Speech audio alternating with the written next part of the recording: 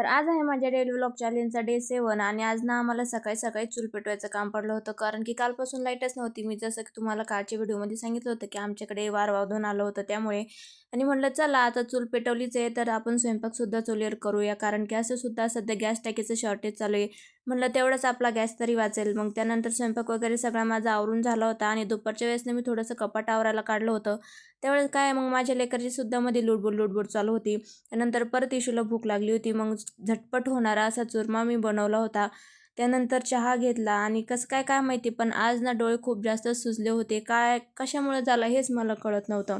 त्यानंतर म्हणलं चला थोडं थंड हवेत तरी बसूया आणि ना आज मला तुम्हाला एक गोष्टसुद्धा दाखवायची. आता रिसेंटलीच मी हे एक टोनर यूज करायचं सुरू केलं आहे आणि खरंच खूप छान आहे. तुम्ही म्हणजे लाईव्ह रिझल्ट बघू शकता. एवढं छान ते ऑब्झर्व्ह होतं आणि एवढी छान स्किन लगेच आपल्याला फरक दिसायला लागतो. एकदम असा टवटव चेहरा दिसायला लागतो. तर चला मग आता भेटूया परत उद्याच्या ब्लॉगमध्ये.